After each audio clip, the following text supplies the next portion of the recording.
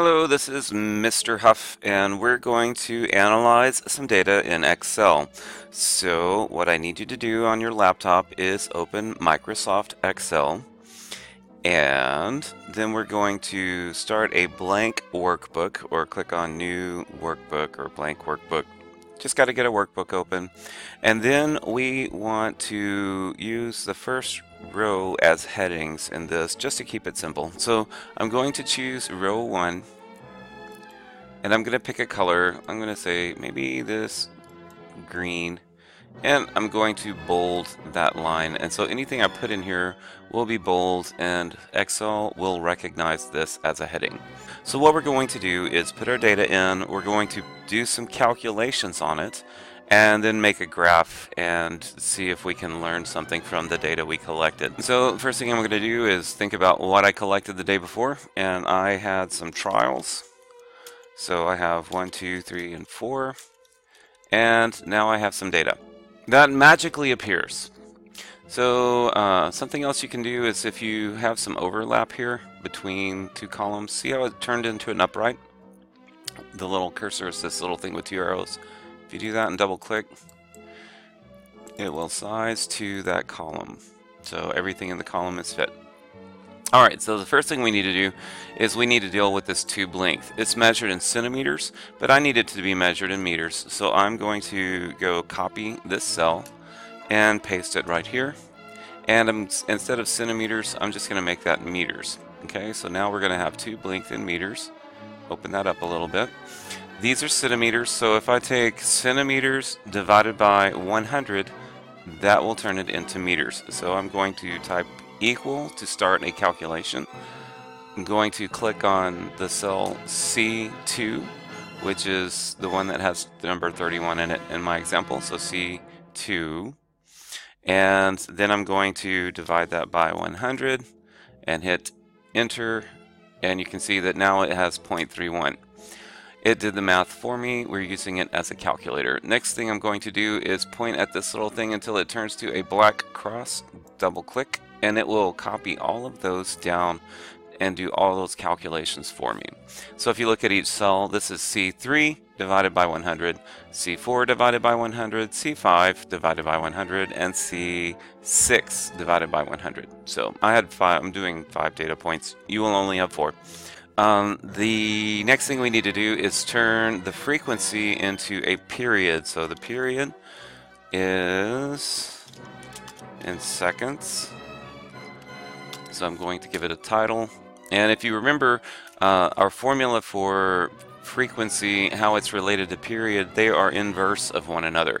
So the frequency is 1 over the period, and the period is 1 over the frequency. So I'm going to start a calculation by typing equal. I'm going to choose my first frequency. Actually, I'm doing this wrong. I'm going to back up and do 1 and /, which means divide. And then I'm going to choose the first frequency. So I'm going to do 1 divided by 270, and that gives me my period. Again, I'm going to wait for this to turn to a black crossbar and double click, and now all of my calculations are done. The next thing I need to do is convert the length of the tube to a wavelength. So I'm going to type wavelength right here, and that's going to be in meters. And then we're going to do this calculation. So I should have introduced class today explaining why the tube length is a quarter of the wavelength. So if I take and multiply my tube length by 4, I should get the wavelength. So I'm going to hit equals, and I'm going to choose D2, which is the first tube length, and I'm going to use an asterisk, which means multiply in Excel, and I'm going to multiply that by 4, so equals D2 times 4. And I get a wavelength of 1.24, and I wait for this to turn to the black crossbar, copy it down like that. Alright. These are the ones I am most interested in right here.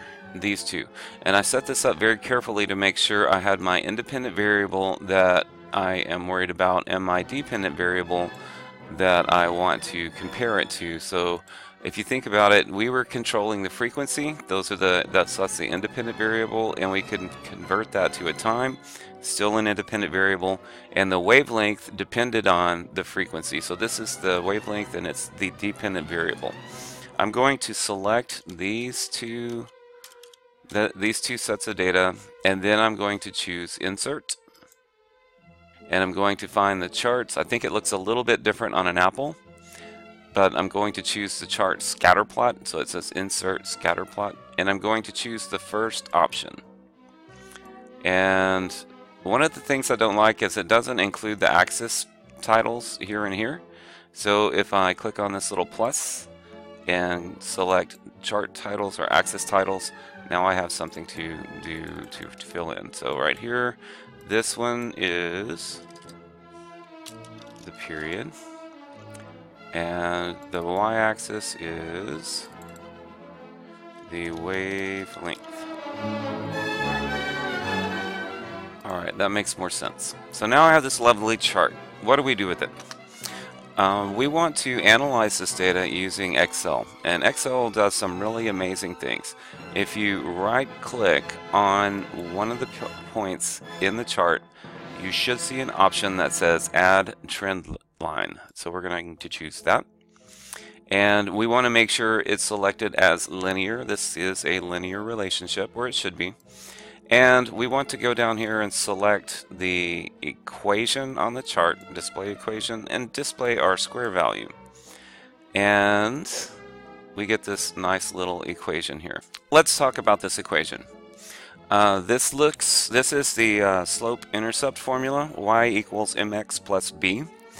And if you think about that formula from algebra, m is the slope of the line. So in this case, the slope of the line is telling us our experimental measurement of the speed of sound in this room. So that's the most important number in our formula. The other one is the r-square value. R-square value, treat it like a percentage for a grade. If it's 1, it's perfect. If it's 0.99, it's almost perfect.